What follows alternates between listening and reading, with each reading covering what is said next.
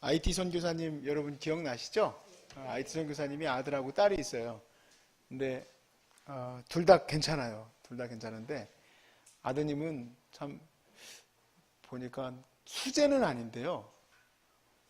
수재는 아닌데 아주 정말 대단한 친구예요. 지금 아주 젊은 친구인데 우리 소중한 사람들 소식지에도 보시면은 그 친구가 이제 그 미국에서 이쪽으로 11조를 보내고 있어요.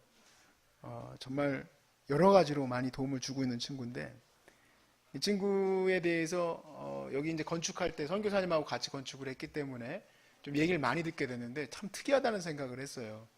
뭐 이렇게 대단한 학교는 아니지만 그래도 좋은 학교예요. 좋은 학교를 나와서 대기업에 들어갔습니다. 대기업에 들어가서 지내는데 보통 대기업에 들어가게 되면은 대단한 경사죠.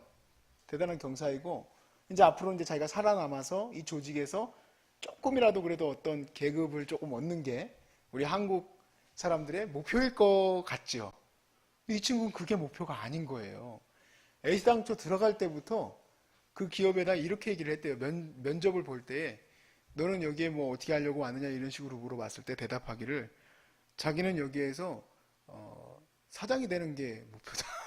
이렇게 얘기를 했대. 그러니까 어이가 없어가지고 뭐 이런 놈이 다 했나 그랬다는데 너무 재밌게도 그 면접관이 걔 어딨어? 사장 되겠다고 했더니 걔 어딨어? 하고 찾을 정도로 대단히 특이한 친구예요.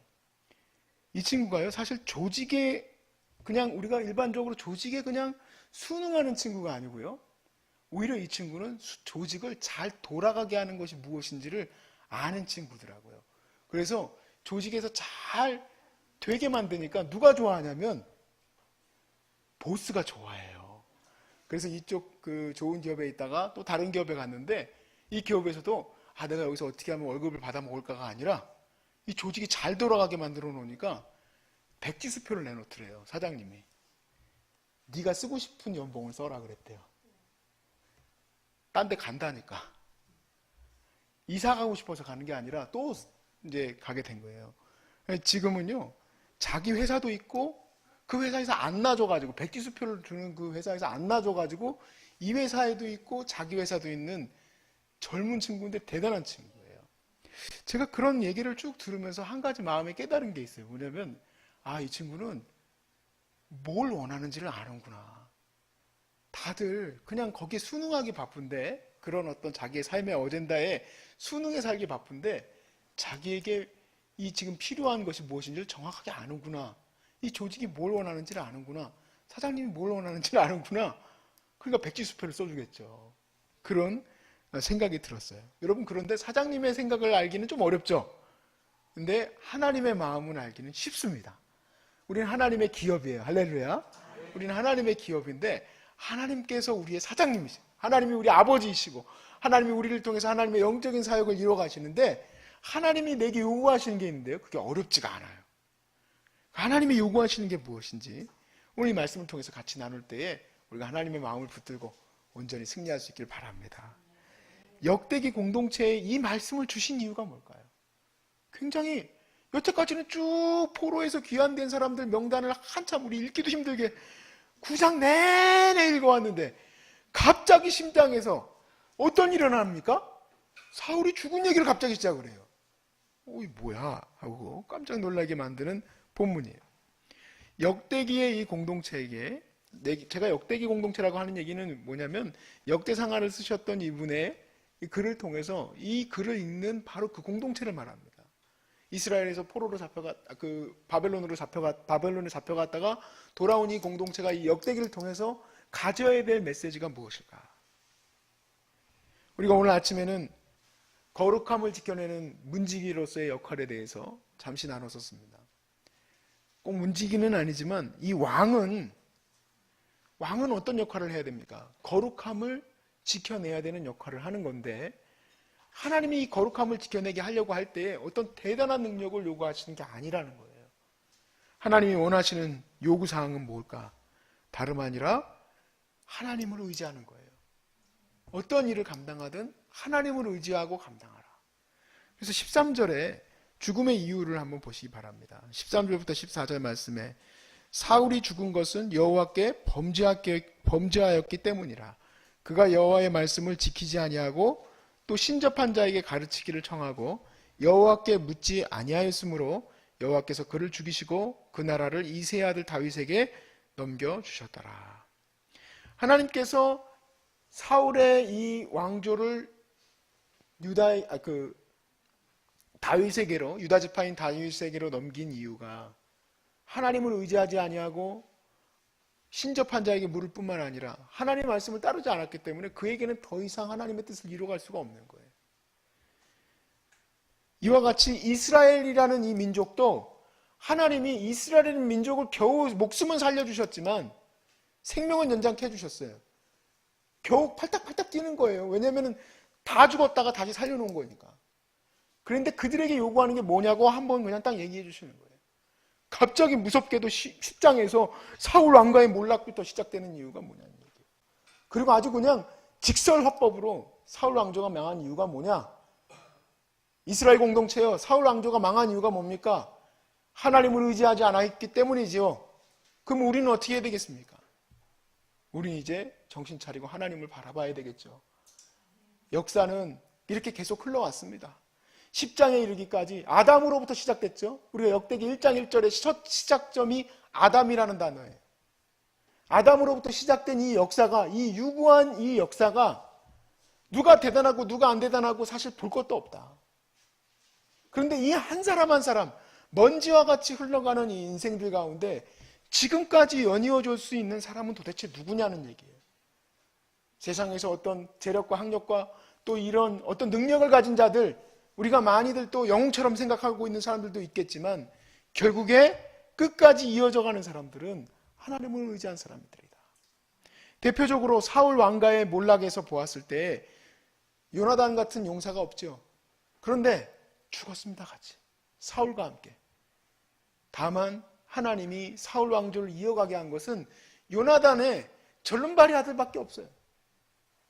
그냥 다윗과 함께 약속했었던 다윗이 요나단의 그 후손들과, 또 만약에 다윗이 아니라 요나단에 의해서 뭔가 좀 하나님의 은혜를 주셨다면 자기의 후손들에 대해서 서로 지켜주기를 약속을 했어요. 그래서 그 아들을 지켜준 것밖에 없어요. 그리고는 그냥 그 이후로 후손들이 태어났습니다. 하나님이 제게 요구하시는 게 뭘까? 나는 오늘도 이 맡겨진 사역들을 감당해 나가는 데 있어서 많은 일들이 있습니다. 물론 이게 예배드리러 딱 나올 때까지는 막 정신없이 일을 하다가 딱 이 자리에 딱 나오게 돼요. 그럼 갑자기 뭔가 모든 폭풍우가 멈춰선 것 같은 느낌이 들어요. 하루에도 여러 가지 일들이 막 몰아닥치다가 딱 멈춰서게 되는데, 그럴 때마다 제 마음에 드는 생각이 있어요. 아, 제가 너무 부족하다. 시간도 부족하고 내 능력도 부족하고 내 기술도 부족하고 아는 것도 부족하고, 우리 환우들을 더 잘 돌보고 싶은데, 더 잘하고 싶은데 너무 부족하다. 공부해야 될 것도 너무 많은 것 같고, 음식도 그렇고 뭐 지내시는 것들도 그렇고 하나하나 다 아는 분야가 아니에요. 그래서 어쩔 때는요, 사실은요, 화도 나요. 솔직히 일이 안 돌아가고 있을 때도 화가 나고, 이걸 어떻게 해야 될까? 감당이 안 된다. 사실은 저는 목사잖아요. 근데 우리 환우들은 절대적으로 의학이 필요하신 분들이에요, 사실은. 근데 그런 데에 대해서 난 너무너무 부족한 사람들. 우리 여기 계신 분들은 그래도 좀 적절하니 괜찮습니다. 제가 말씀드린 거는 이렇게 안 보이시는 분들을 말하는 거예요. 아무튼 그런 생각들이 계속 있을 때 제게 주님이 원하시는 것을 늘 얘기를 해주세요. 주님이 원하시는 것은 너의 대단한 어떤 스킬이 필요하지는 않다라는 거예요. 네가 그런 스킬을 갖고 있었으면 차라리 너 딴 데 가서 네가 이 일 하면 되지. 너한테 요구하는 거는 믿음이라는 거죠. 이 일을 감당할 수 있도록 믿음으로 기도하면 하나님이 이루어 가시는 거라, 이 얘기예요. 근데 그게 참 제가 조급한 성격이라서 그런지 몰라도 어머니는 안 조급하시더라고요. 항상 어머니는 하나님이 다 때가 되면 정리하시고 일하시고 계획하시고 다 하신다. 하나님이 하신다. 제 전해가지고 이건 어떻게 저렇게 하면은 또 다 하나님이 하신다. 뭐 말만 하면 그냥 이게 물어보기가 싫어요. 전화하면 나 하나님이 하신다 그러니까 뭐 하나님이 하는 거 모르나? 하나님이 하신다요. 하나님이 하신다. 근데 하나님이 하십니다. 이스라엘을 보세요. 10장까지 오는 데 있어서 누가 여기까지 이끌어와 오셨겠습니까? 누가? 사람 중에서 한번 대보세요. 누가 했는지. 하나님이 하셨습니다. 하나님이 지금 현재 2019년에 현재 이 지구에 있는 수많은 민족을 하나님의 백성 삼으시기 위해서 일하시는 거 누가 하셨습니까? 하나님이 하신 거예요. 하나님이. 이 소중한 사람들 사역도 사람이 하려고 했었으면 어떻게 디자인했는지도 모르겠어요. 어떻게 해야지 이걸 할 수 있을까요? 제가 좋은 일 하고 싶다고 해봅시다. 여러분이 한번 생각해 보세요. 내가 한번 우리 아마노들을 위해서 좋은 일 한번 해봐야 되겠다. 계획해가지고 할 수 있겠죠. 근데 계획이 돼도요, 안 되더라고요. 내가 뜻하는 대로 안 돼요. 내가 이번 주에 식당을 디자인해가지고 이렇게 해야 되겠다. 계획을 했어요. 해보세요. 안 돼요. 사람이 안 와요. 그리고 사람이 왔는데 이상한 사람이 와요. 일이 안 돼요. 내가 하고 싶다고 해서 되는 게 아니더라고요. 그래서 주님이 우리에게 원하시는 건 역대기 공동체에게 말하고 싶어하는 강조점, 하나님을 의지하는 것. 또 내 자신에게 요구하시는 것, 하나님을 의지하는 것. 예수님이 제자에게 말씀하신 것. 주님, 우리가 무엇을 하면 되겠습니까? 뭘 하려고 하지 말고 하나님을 믿어라. 그렇게 얘기하셨어요. 우리 환우들에게 하나님이 요구하시는 게 무엇일까요? 너무 쉽죠? 답은 하나님을 의지하는 겁니다. 오늘 이 밤에 하나님을 의지하고 기도할 수밖에 없습니다. 하나님을 의지하고 나아갈 수밖에 없습니다. 내가 어떤 결과를 내고 싶고 저도 어떤 대단한 또 사람들에 의해서 평가를 받는 그러한 것에 약간은 뭐라 그럴까 중독돼 있는 것이요. 사람이라는 게. 그런데 우리는 거기에 대해서 이제 완전히 돌아서야 돼요. 사람이 나에 대해서 얘기하는 것은 별로 중요하지 않아요. 하나님이 나를 바라보시는 관점이 중요하고 그리고 그 가운데서 오늘 하루하루가 이루어져 가는 것인 줄로 믿습니다. 얼마나 감사합니까? 여러분 여기에서 함께하는 게 얼마나 감사한 일인지 다시 한번 제가 오늘 저녁에 전화 받은 거 하나로 감사하게 생각했어요. 어떤 한 분이 여기 들어오시려고 굉장히 오래전부터 전화가 여러 번 왔었어요. 심지어 지인들까지도 연락이 왔었고 그분은 이미 오래전부터 올 계획이 돼 있었어요. 올 전화가 왔는데 못 들어오게 됐어요. 그거 참 희한해요.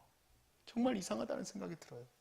왜 들어오려고 열심히 노력을 해도 못 들어올까?